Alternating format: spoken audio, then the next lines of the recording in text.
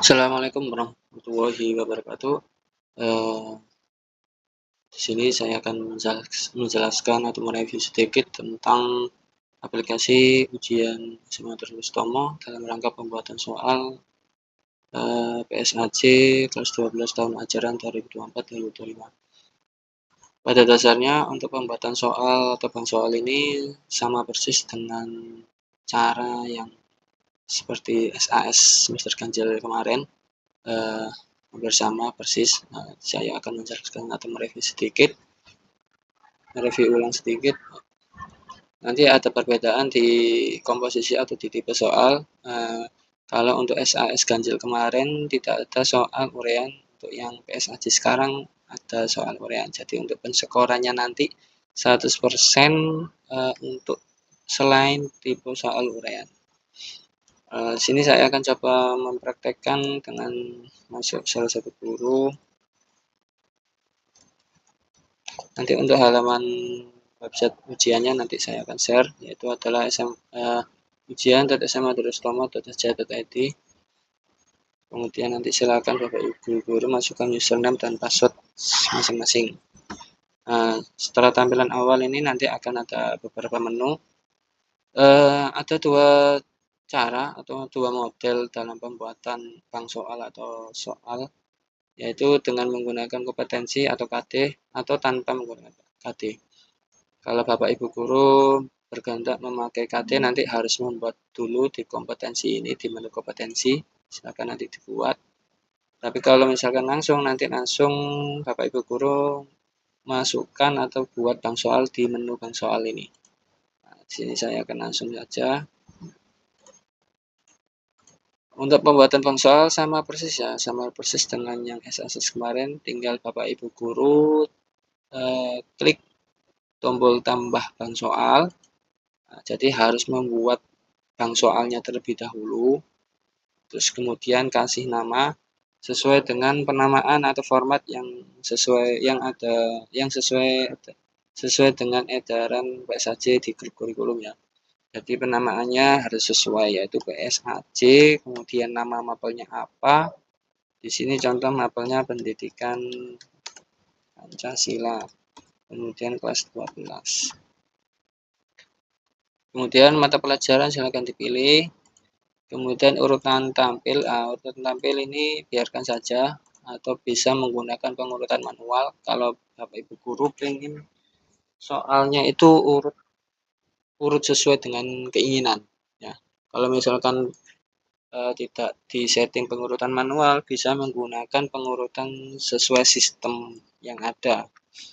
Nanti untuk pengurutan di sistem itu agak berbeda, urutan soal yang tampil nanti. Nah, di sini saya contohkan yang ini dulu ya, yang sesuai sistem. Kemudian masukkan soalnya, tinggal masukkan soal. Contoh soal pilihan ganda ada 20, pilihan ganda kompleks ada 5, jodohkan ada 5, isian singkat ada 5, kemudian urean atau IC ada 5. Untuk pensengkoran atau presentasinya harus 100 ya, harus 100 ya, kecuali untuk yang IC ini. Jadi silakan Bapak Ibu guru masukkan presentasi.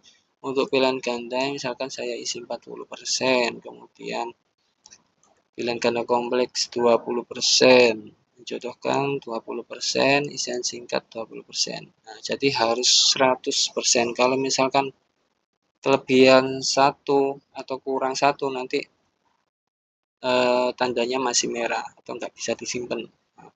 Jadi 100% ini harus sesuai, harus 100% hijau ini ya. Untuk yang IC atau urean dikosongkan saja atau diberi 0%. Jadi untuk penilaian otomatis dari sistem itu hanya soal pilgan, pokoknya soal selain IC atau urean. Untuk soal IC atau urean ini nanti pengoreksiannya secara manual. Jadi skornya nanti saya hitung sendiri di penilaian Excel-nya nanti. Jadi yang 100% harus untuk tipe soal yang lainnya, kecuali untuk IC dikosongkan saja. Kemudian klik simpan. Setelah klik simpan, tinggal nanti Bapak Ibu guru masuk ke daftar soal. Daftar soal ini ya. Jadi tadi kita sudah membuat yang ini. Oh iya, pastikan nanti presentasinya harus diisi ya, nanti bisa dicek di sini. Ini bisa diklik untuk tanda panah ini, nah, nanti ngeceknya di sini, nanti sudah di-input berapa, nah settingan soalnya itu ada berapa, presentasinya berapa. Tinggal masuk ke daftar soal, kemudian baru nanti memasukkan soalnya di sini. Tinggal klik tombol tambah soal. Pilih tipe soalnya apa yang ingin dimasukkan terlebih dahulu, misalkan pilihan ganda. Kemudian pilih jawabannya. Kemudian simpan. Terus masukkan lagi, misalkan pilihan ganda kompleks. Nah, untuk checklist penilaian mutlak ini silakan Bapak Ibu guru hilangkan atau di unchecklist ya. Atau kalau memang pengen pakai penilaian mutlak silakan ditentang.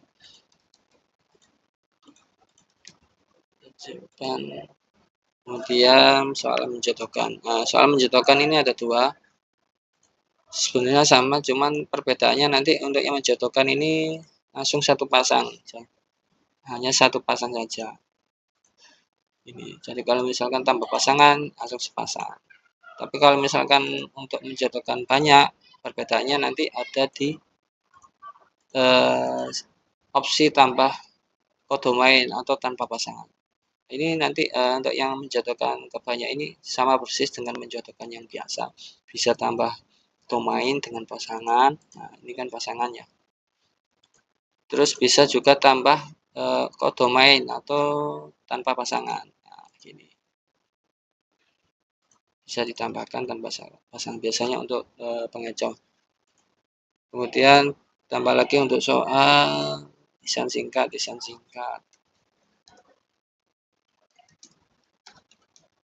Cas sensitifnya silakan dihilangkan atau jangan di checklist karena kalau di checklist ini nanti mempengaruhi dengan jawaban anak-anak nantinya. Jadi kalau misalkan ini dicentang, nanti jawabannya itu harus sesuai dengan yang Bapak Ibu guru ketik. Kalau di sini huruf besar ya nanti kalau jawabannya anak-anak itu huruf kecil ya otomatis salah. Jadi mending ini dihilangkan checklistnya. Terus kemudian soal uraian. Untuk soal uraian cukup Bapak Ibu guru masukkan soalnya di kolom yang ini ya, di kolom pertanyaan. Untuk yang rujukan opsional ini tidak usah, dikosongkan saja. Jadi soalnya cukup di sini. Oke. Nah, kalau sudah, coba untuk kembali ke tombol ini, tombol back. Nah, ini kan ada 1, 2, 3, 4, 5. Kemudian silakan Bapak Ibu guru preview bang soal untuk melihat tampilannya seperti apa. Tadi kan untuk apa namanya settingan urutannya kan sesuai dengan sistem dan waktu pembuatan ya. Jadi untuk pengurutannya itu kalau di sistem itu urutannya seperti ini. Jadi yang pertama yang tampil itu pilihan ganda, kemudian soal IC, listening, pilihan ganda kompleks, mencontohkan isi yang singkat dan seterusnya. Nah, ya, contoh misalkan tadi kan kita masukkan badal urean, kita masukkan yang paling akhir, tapi kok dia tampil ureanya di nomor 2. Ya karena memang di sistem ini pengurutan atau tampilannya itu urutannya sesuai dengan ini, sesuai dengan yang ada di informasi ini. Gimana kalau misalkan ingin urut sesuai dengan yang diinginkan? Nah, untuk settingan tersebut, Bapak Ibu guru tinggal kembali ke daftar bank soalnya. Tadi kan ini ya, ada bank soal ini ya. Silakan diedit. Nah, untuk urutan tampil tadi kan sesuai sistemnya kan ini, sesuai tipe soal dan waktu pembuatan. Kalau pengen diurutkan sesuai dengan yang dikehendaki, monggo pilih yang pengurutan manual. Kemudian simpan. Baru nanti masuk ke soalnya lagi. Nah, nanti akan ada kolom indeks. Kolom indeks ini silakan Bapak Ibu guru isi dengan urutan nomornya, urutan nomor tampilnya. Jadi misalkan pilihan ganda pengen nomor 1, nomor pertama yang tampil. Yang kedua pilihan ganda kompleks, yang ketiga menjodohkan, yang keempat yang singkat, baru yang terakhir pengen ditampilkan itu soal urean atau isi. Ini cukup diketik aja nanti akan otomatis tersimpan. Nah, setelah itu coba apa namanya klik review bank soal untuk ngecek lagi urutannya.